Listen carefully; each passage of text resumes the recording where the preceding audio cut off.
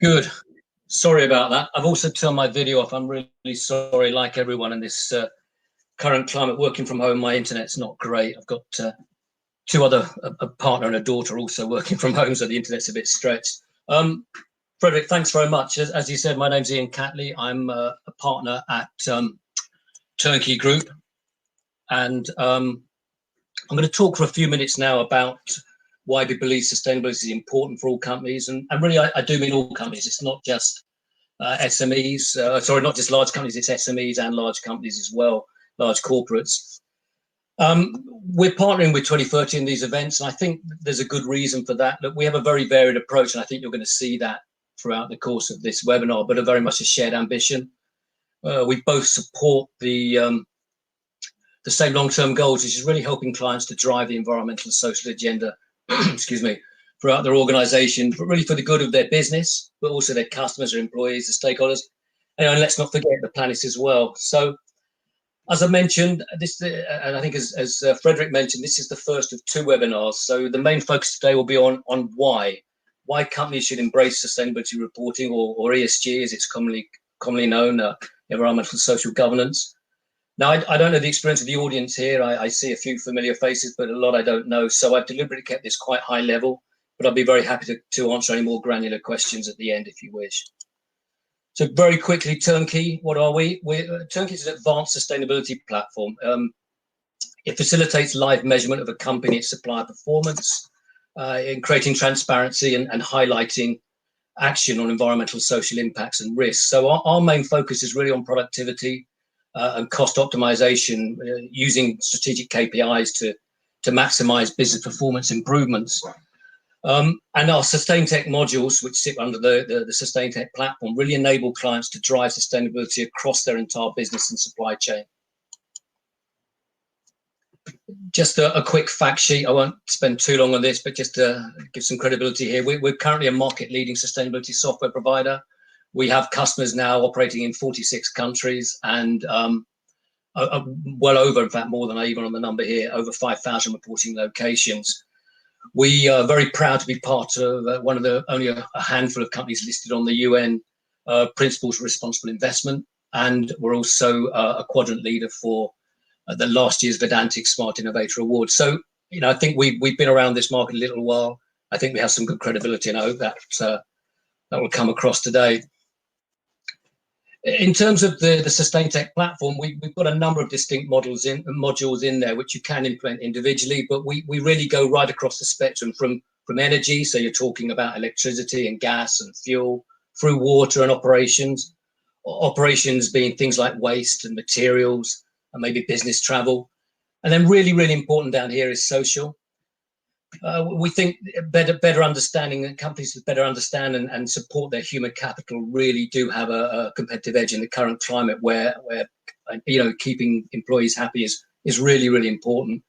A couple of other modules here worth noting, probably health and safety, logistics, so we can help you to take account of the logistics impact from your business, and the environmental social impact action plan. We use this probably in larger organizations where there's multiple locations and you want to manage the risk mitigation and the development of risk across multiple locations, but that's our ESAP module.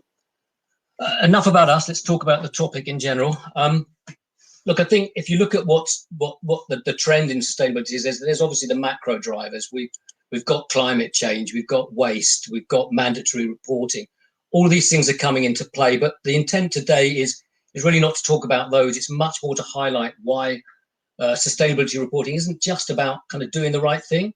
It really brings business benefit, and that, I think, makes it a topic you can't ignore. It's actually now becoming a form.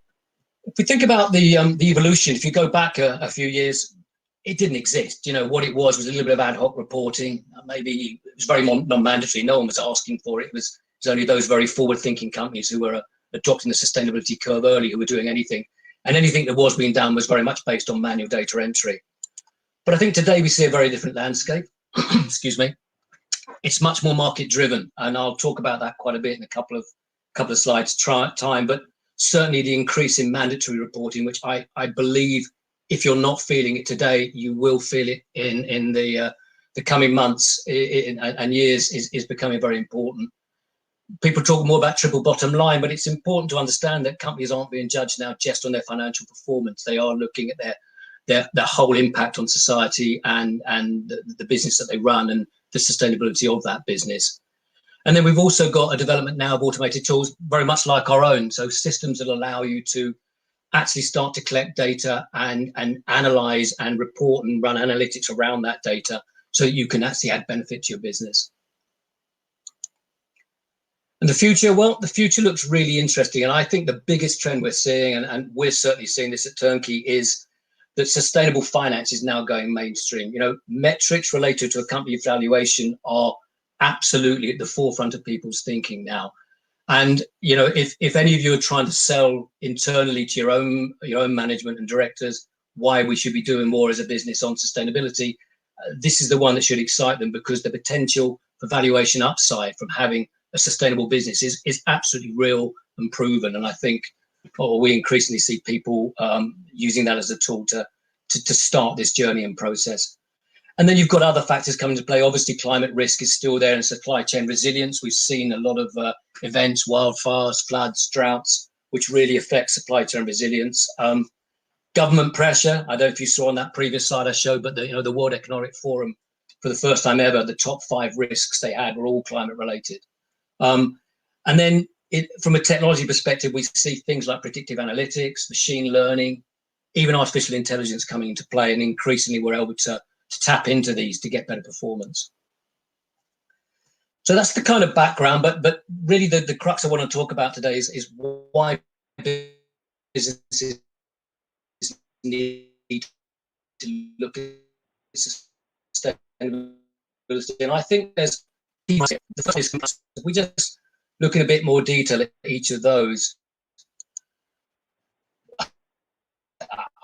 I don't know what you know about it, but I'm absolutely certain some of you will be aware of compliance. It's become a fact of life, whether that's stock exchange driven, and I can tell you we've identified well over 20 global. Can you guys hear me okay?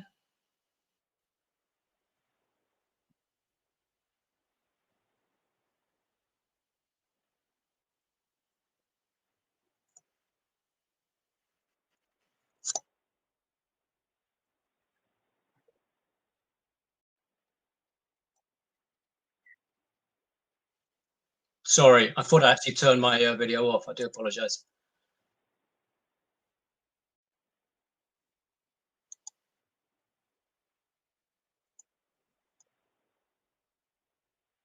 You okay? Do you need me to go back, or will you just carry on? So the not the very first one, I hope. Yeah. So let's talk about why businesses need to look at sustainability. I think there's the 3 key drivers in here. One is compliance and reporting. One is the external pressure that you're now coming under, and one is operational performance. So let's look at those in a little bit more detail. So as I was saying, I think compliance reporting are really becoming a fact of life now, whether that's for stock exchanges or governments, your customers, your annual report, your shareholders. These are all people who are asking for more and more reporting through different frameworks. And I can tell you we've already identified a map to over 20 global frameworks, something like 96 stock exchanges. And of course, that doesn't even incorporate the multiple industry specific frameworks that we see. So they're frameworks if you're in the construction industry or the retail industry or the manufacturing industry and so forth. And if I'm honest, I think we see new ones appearing nearly every month. It gets a bit out of hand sometimes. But this is the real point I want to get across. Compliance reporting are really important, but they should only be a byproduct of a good environmental social strategy and not the main driver. The second factor that's coming into play a lot is external pressure from stakeholders. And if we talk about stakeholders, it covers a multitude of parties. You know, it is people within the business, of course, and it's employees and directors and managers, but it's also investors in the business. It's your customers, it's your suppliers. It's anyone who touches the business really should be seen as someone who's a stakeholder in that business in one shape or another. And if we look at those in more detail, we look at investors. The investors, their goal is clear. They're looking for valuation upside based on good environmental social policy, and they need to satisfy their own institutional funders. People think about investors as putting money in.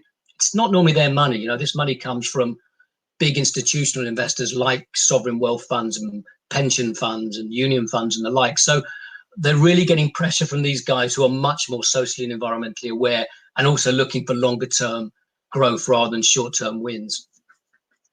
The second thing is customers, and you know, if you look at customers generally, there's a real awareness around environmental issues. But if you start looking and going into, say, the millennials, you know, there was a recent Nielsen survey, which Nielsen's a big retail PR type company and does a lot of surveys on these things, and they interviewed a lot of people, and of the millennial respondees, 85% were that it's really extremely important that companies work to improve the environment. And I can tell you that demographic alone is set to spend about 150 billion a year from next year.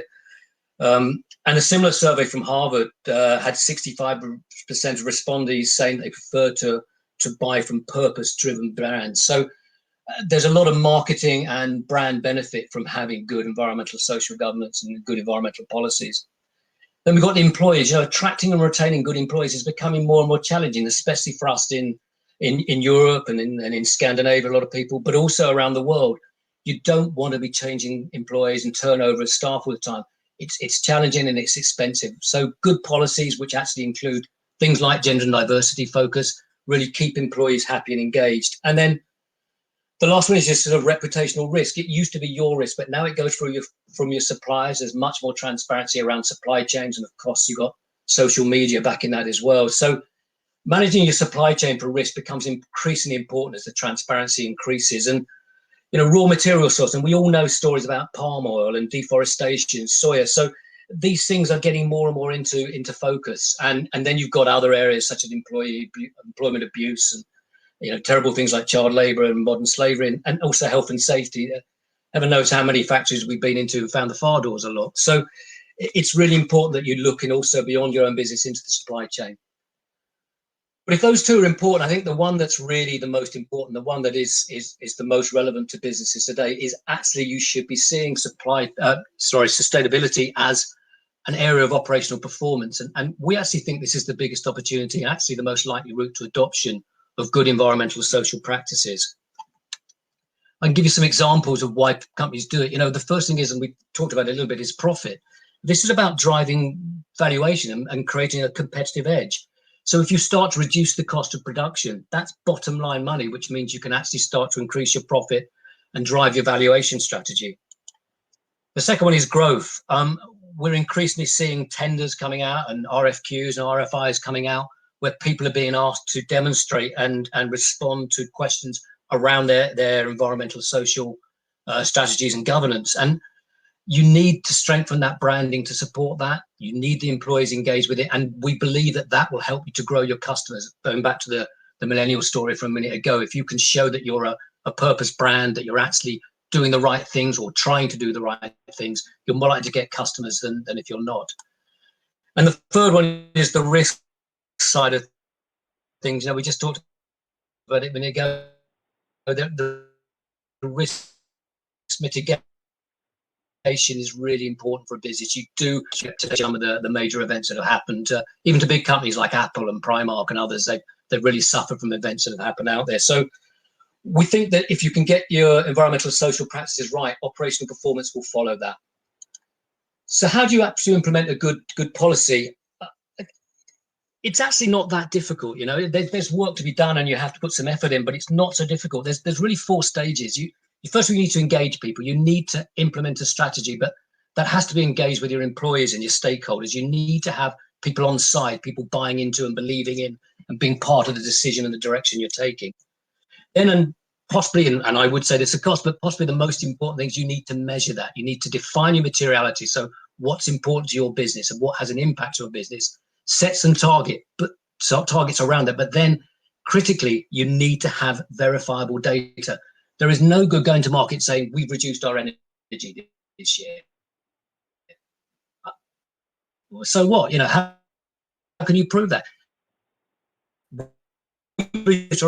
this year by 6%. We've reduced our client by 10%. We've reduced the amount of our product going to landfill by 50%.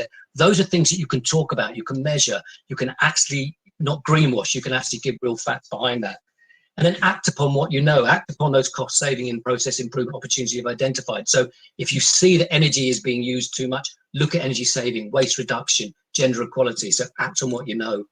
And then finally, it's back to where we started. Communicate this, talk about your targets, talk about your achievements, back it up with proven, verifiable results, and then share that publicly and with your stakeholders.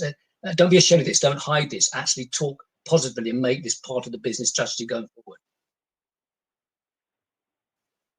And if we look at that as a sort of process, this isn't really a 7-step plan, it's just 7 steps, but it's almost to go from this sort of early stage materiality where you look at what's important to your business through collecting the data and analyzing and acting upon it to saving costs and just do it again and again. So, I think the simple ways to do this is to select a few key locations that you want to start to embed your sustainability strategy in, especially if you're big and multi-location.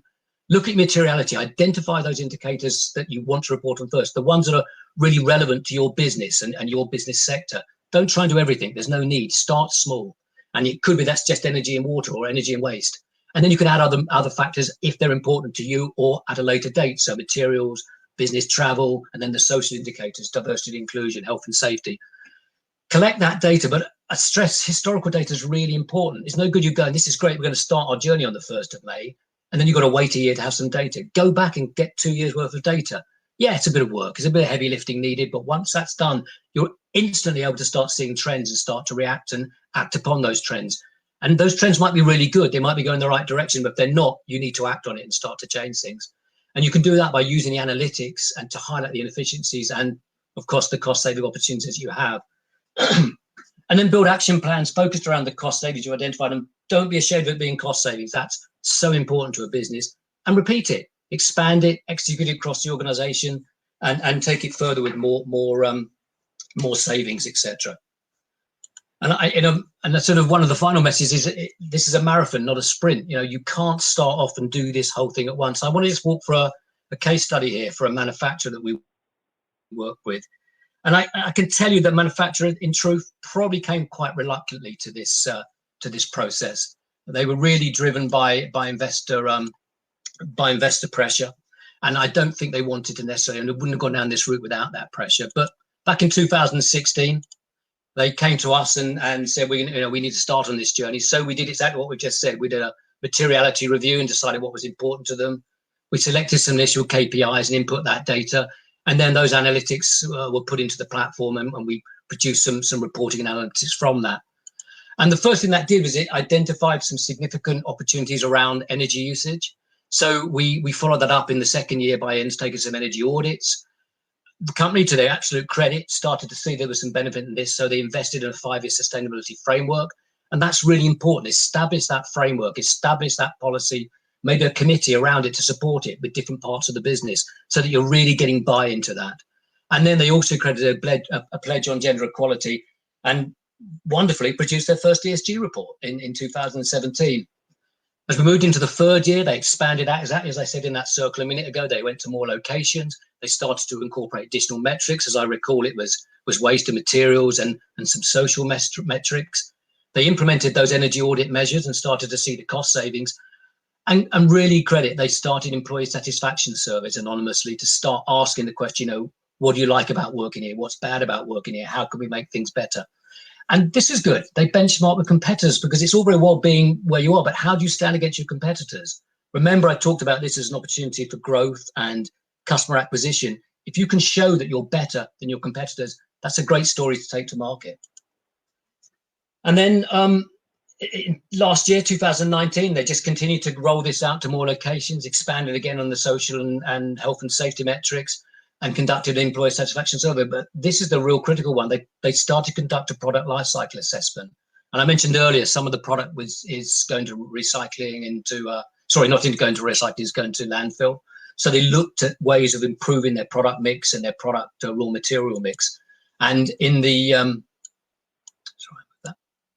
in the 5th year, so this year, they've started already to act upon that life cycle assessment and create an action plan around that. And fantastically, this year's ESG report has just won an award as the second best report in Asia for environmental and social governance. So an absolute fantastic journey from we're kind of doing this because we don't want to be here to now being held up as a flagship, accounting the whole of Asia for their ESG policies and the way they work. And I suppose for the following years, we're just going to keep doing more of the same. But the key one here is we're going to start going out into the supply chain. So this year, we've started supplier assessments through surveys. Next year, we're going to start to collect data from, I think, yes, 35 plus locations out in the supply chain and start to bring those people into the same program that we're in and continue to grow that 3 to 5 year strategy. And we've supported that company throughout that process, really as the backbone of the strategy, particularly from a technology perspective. And some of the cost savings they've identified, energy, for instance, in excess of 15%. And if you know anything about manufacturing, you know that's a lot of money. And it's really changed the way their business is viewed and seen in the marketplace. And I suppose the sort of the best practice that's come out of that really is cost savings for sure, using the platform and our platform and strategic services. They've identified real significant cost saving, business optimization, but also the stakeholder and customer engagement. That stakeholders understand better where they're going and are buying into that. Customers are now seeing it, the packaging showing it, and the whole marketing brand is starting to show that. The engagement of employee engagement, having integrated sustainability into the company culture based on those surveys, so you get better hiring practices, better training, better employee well-being programs, and therefore happier, more content, hopefully less turnover of staff. And diversity and inclusion as well, we're seeing more equal representation and pay across gender and ethnicity. These things come with the fantastic benefit of greenhouse gas reduction, and using less energy and more efficiently is always going to do that. And then the material efficiency, integrating alternative and recycled materials into product package design has been a real positive for them. So I'm thinking you've probably had enough from me. So I'm just going to close out with a couple of the sort of key benefits, really telling you what I've told you already, but just once more. In the short term, if you can implement a good sustainability policy, you will see operations optimization, and that means you will be able to get reduced operational costs from things like waste and energy and water. You will improve your risk management and develop processes to reduce that within the business and hopefully further forward externally. We hope you can win more business. Clearly, if you're using a system to data collect, it's going to eliminate a lot of the manual errors and allows you to get out of this sort of greenwash culture where you anecdotally tell a story rather than actually giving real tangible and verifiable benefits. And yeah, it's at the bottom because I still think it's the least important. You will be compliant with the reporting frameworks. And then moving forward, we see this employee engagement as really, really important. Attracting and retaining talent has to equate to recruitment cost reduction. And any of you guys who work in HR or that side of the business will know what the costs associated with recruiting, training, and keeping and retaining staff are very, very high. Excuse me. We think that, as I said, that the medium-term impact as well as valuation upside. We know for a fact, and there's plenty of evidence out there from people like MSCI and Thomson Reuters, that companies with the highest ESG ratings deliver the highest investor return on capital, and that's by a magnitude of several percent, which in valuation terms is massive. And when you're looking at the current climate we're in, anything that increases the valuation of a business is going to be good. And then finally, this ability to strengthen your revenue, your reputation and grow your revenue. And we think driving innovation as well, looking at raw material sourcing and so forth is really, really important. So look, I hope that was helpful. Just a little understanding of why we think it's important as a business that every company should have some level of sustainability discussion. I'm going to hand over to Mia now to do her piece, and then happy to take questions at the end.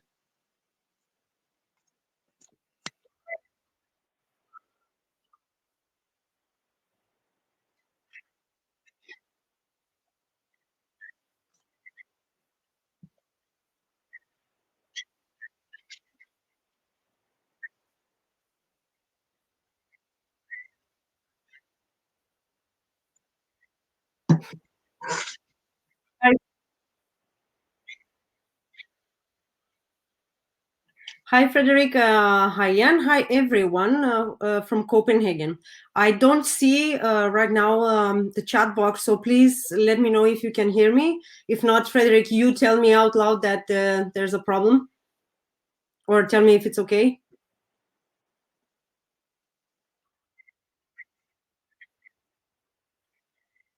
I will try to go for it. I kicked out everyone out of the house so I can have the best internet, to be able to present to you. Perfect. Then Perfect. So then I'll just continue. And looking at Jan's presentation, you might be thinking, depending on the company you're coming from, but you might be thinking, wow, that's a lot, for maybe a company that has only one sustainability manager, or even for a little team. And I can imagine that even harder for a company that doesn't quite have a sustainability department, but works out across departments in a dedicated team.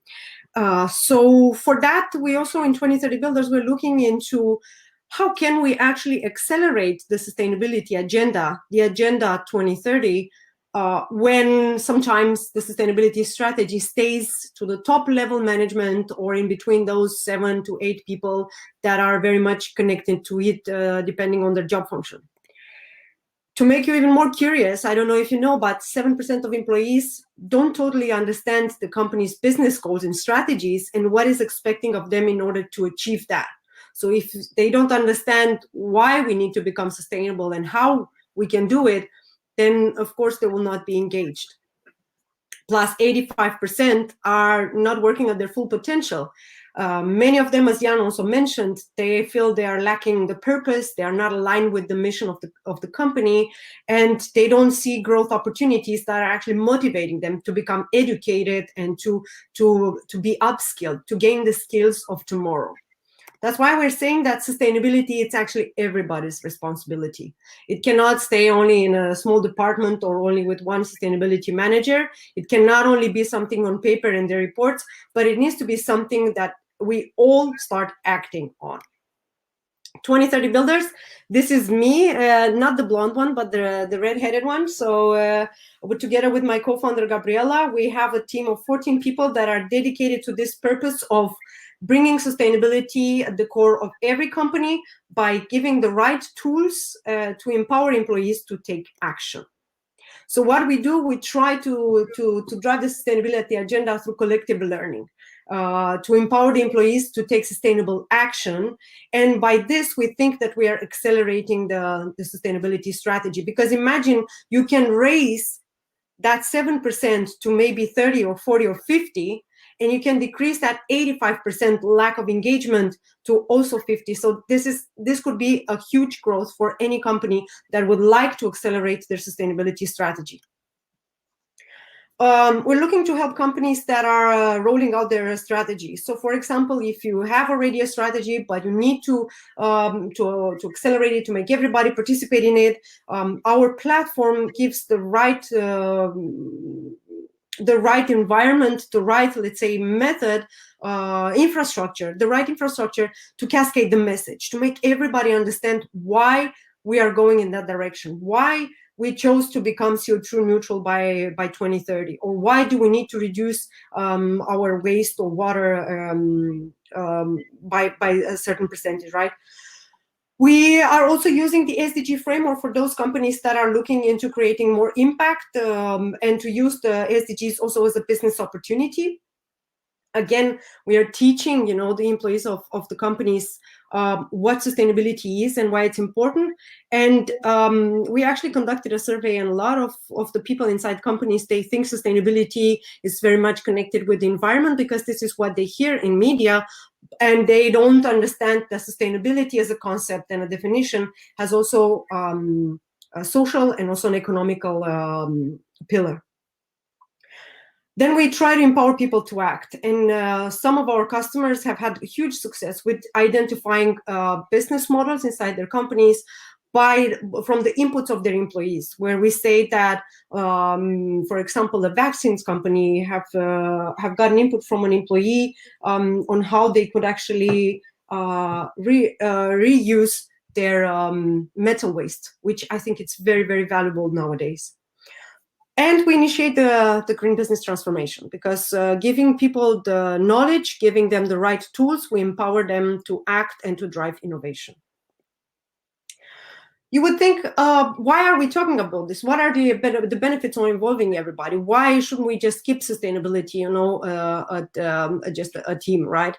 It's a lot of it, as Jan was saying, it is about employee retention and engagement. When people are driven and when they are considerate and when they feel they're part of the process, they take initiatives bottom up and they own them.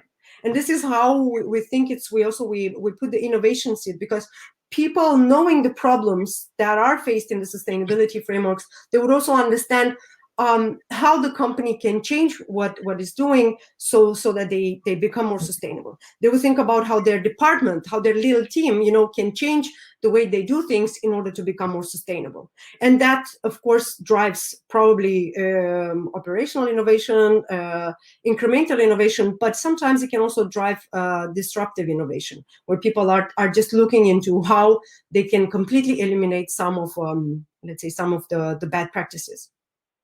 As we were saying, strategic alignment is very important, again, because when we all go in the same direction and when we all know where we need to be in 5 to 10 years when it comes to sustainability, then for sure we are all driving the progress better. And we're also looking at sustainable decision making, because how can we understand if people take the right decisions into their daily jobs, into their purchasing decisions, into acquiring new suppliers. In every step of a business operation, there is place for sustainable decisions. And empowering every employee to think on its own about what would be a sustainable choice. I think it gives a lot of value all in all. Our secret formula is that we are not consultants, so we don't come to tell you how to do it. But on the contrary, we believe that the employees inside the companies have the knowledge about the company and about the industry and about the processes, that they can use it in order to bring progress. We, of course, bring out tailored sustainability knowledge. Some companies, they want to know more about planetary boundaries because they work with engineers. Some companies, they want to know more about the SDGs because that's what is important for as a strategy moving forward. Some other companies are more interested in just understanding the concept of sustainability and why it's connecting global challenges with local challenges. So we cater for all those needs to supplement the internal knowledge.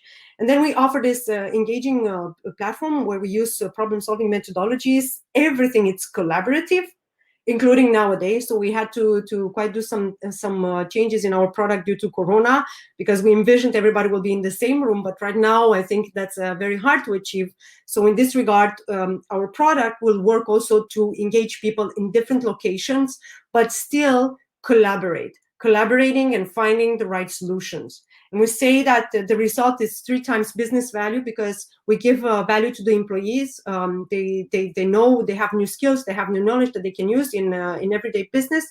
We give value to the company, because for sure sustainability is going to bring growth, as Jan was underlining earlier. And of course, we have benefits. They will have benefits on the planet, on the natural resources we're using, and on keeping them, saving them, safeguarding them for future generations. Yeah, I don't want to talk a lot about the solution and how we work. I just wanted to put in why it is important to engage employees and why it's important to bring them not only in let's say a e-learning experience and let them sit with that knowledge, but actually in a peer and collaborative style of learning where together they become stronger, both as a team but also as a company. Everything is gamified, so we try to bring a little bit more fun into the sustainability area, because of course measurement and assessment is very, very important, but it's also probably very boring and very number oriented. So that's why we want to bring people in and make them feel like they are part of a nice journey, gamified journey, where they just feel like the main purpose it is for them to have fun and learn, but also give ideas, while all the information will stick with them for the future. There's a lot of customization options, and if anyone in here would think that our solution would be useful for your teams, for your employees, then please get in contact with us. We really want to help, especially in these times where we feel like the sustainability efforts have been dragged down a little bit in some of the companies with cutting costs. But we, our main purpose is to teach everybody Sustainish, the language of sustainability. And once they will know this, then we know that people will be empowered to talk more, to learn more, to research more, but also to think the solution for the future. This is it from my side. In the next webinar, we'll probably have a little bit more of a process overview of how everything happens, how we apply the methodology, where is the customization part, like what kind of analytics we get in. But it's not a product sale pitch. It is more about making people understand and making them reflect on how much of a benefit would be to involve everybody in the sustainability strategy, and how much a company can accelerate and gain a competitive advantage once they start doing that. This was it from my side. I hope I haven't overcome too much of the time, but we are open to receive questions, and feel free to contact us and ask us more directly if you have anything it wasn't clear. Back to you.